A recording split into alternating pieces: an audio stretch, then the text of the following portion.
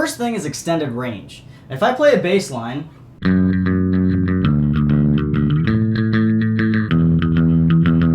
I can play it like that, or similarly, I can also do...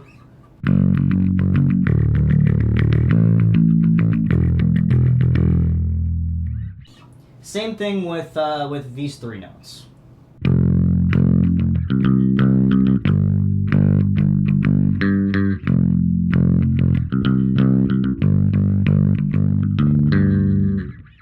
You can also play that.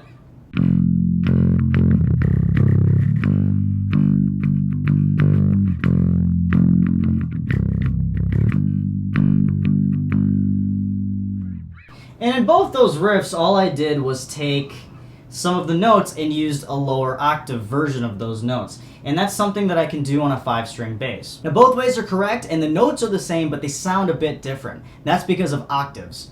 The 5-string bass guitar has a low B string, which is a perfect fourth from an E string, which is right above it. It's just this string right here. Just like the highest 2 strings on a guitar. So on a guitar, you'll see it's E, A, D, G, B, E. And so just think about the lowest 2 strings on the bass guitar, a continuation of that. B, E, A, D, G, B, E, A, D, G. And it goes over and over and over again, all the way up the octaves until you can't hear it again. So for example, in the first riff, when I played...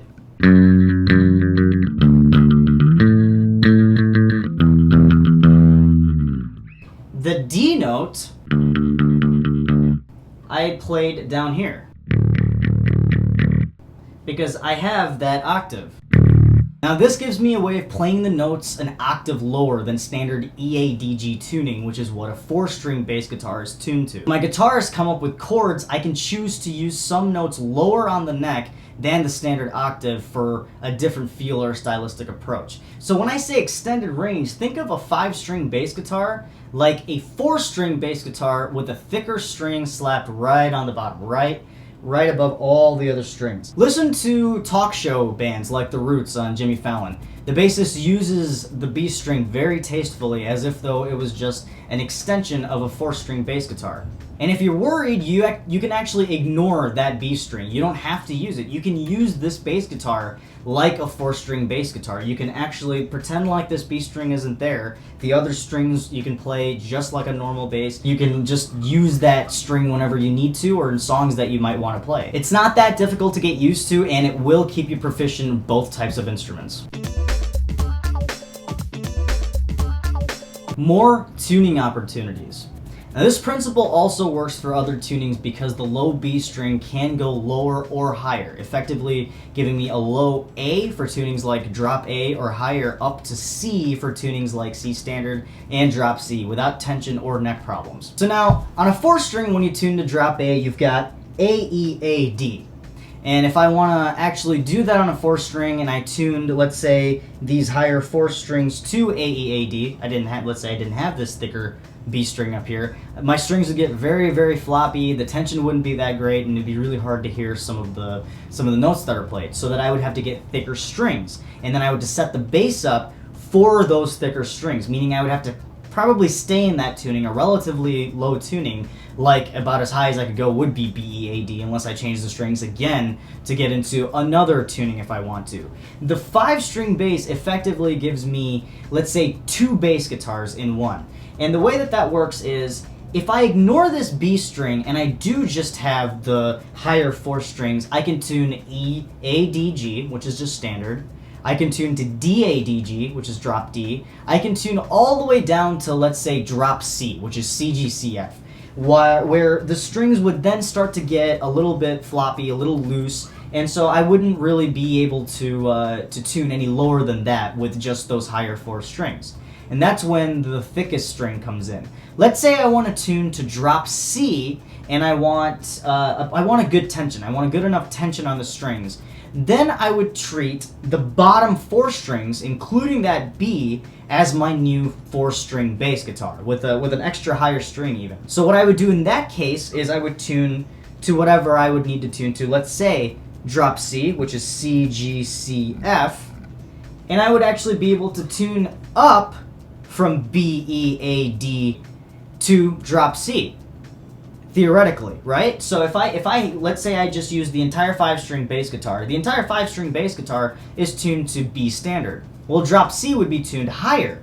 So technically I'd be taking the entire bass guitar and tuning it up. So the tension's actually going to be really good. But let's say I tune it even higher than drop C and I want to tune to D-A-D-G. Let's say I want to tune to drop D. Well, then that 5th string is going to be too high tensioned, so then I would want to use the higher 4 strings again and ignore the 5th string. So with the extended tuning or the more tune opportunities that I get, it's basically using either the highest 4 strings or the lowest 4 strings to my advantage. Using the highest 4 strings from anything E standard all the way down to drop C, and then if I want to go even lower than that, I treat the lowest 4 strings as the bass guitar that I'm going to be using, and I will take the drop C and I can go from drop C to C standard to B-E-A-D, which is just the standard 5-string tuning, to even below that. All the way down to maybe drop A, and some people want to go below that. And when you are using the thickest 4 strings or the highest 4 strings, do not be afraid to ignore the extra strings. So if you're using the B, E, A, D strings, you can ignore this high G string, or you can use that extended range to your advantage. You can actually tune this highest string up along with the rest of the bass to to get C, G, C, F, A, or to get A, E, A, D, G. So you can even use those. Or, like I said, you can just use the bass guitar as 2 separate 4 strings and kind of ignore whichever is either the highest or the lowest string, depending on how you're using it. The tunings don't stop there. In fact, the actual way, the traditional way to tune a 5-string bass guitar would be to take advantage of all the strings, right? So let's say that your band tunes to drop C all the time, or you need a 5-string bass that is tuned to drop C. So you would take the higher 4 strings, you would tune them C, G, C, F, like you would do a standard 4-string bass guitar. You might want to get some thicker strings to keep that tension going, and you might want to set the bass up a little bit. Then you can take this lower string and then do that extended range thing we talked about earlier and tune that even lower. And for drop C, that would be G. So it would be G, C, G, C, F. So you get G, C, G, C, F. Between the Buried and Me, I think does a tuning similar to that. I think they do a G, C sharp. I think they do that kind of tuning. Let's say you're tuned to drop D on your higher 4 strings. You've got D, A, D, G on your higher 4 strings. You can take that B string and tune that down to A, and you'll have lower tuned strings so that you can get that extended range below what the guitars are tuned to. That's actually a pretty popular way that this bass guitar is going to be used. 5-stringers normally dedicate to a certain type of tuning if they're going to be playing with a band for a long time. And what they'll eventually want to do is utilize the entire bass guitar in that way, and then you can do that. But the way that I use it is that method that I talked about, where I use it as 2 4-string bass guitars, and I'll use the thicker string when I need to, and then I use the extended range when I'm playing with my bands that are tuned to standard E, and I'll kind of kick in that B string sometimes when I want to hit a lower octave. But nonetheless, that principle does work for every other tuning. The most expensive Thumbrest.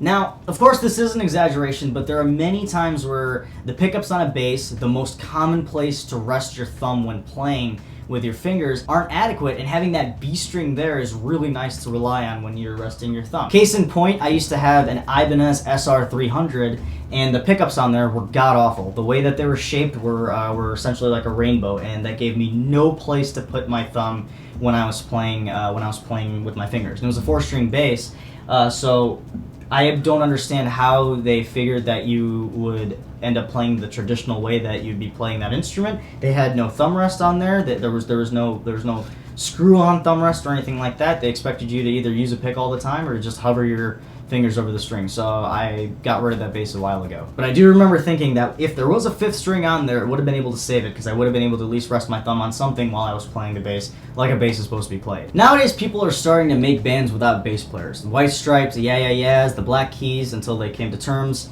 and many, many, many more. It's nice to be the only bass player at a show sometimes, and it's cooler being the only bass player there that has more strings than normal. It keeps people quite fascinated, not just because I am probably the only bass player in any band there, but the fact that this bass player has another string on there, and some people have no idea what to do with that.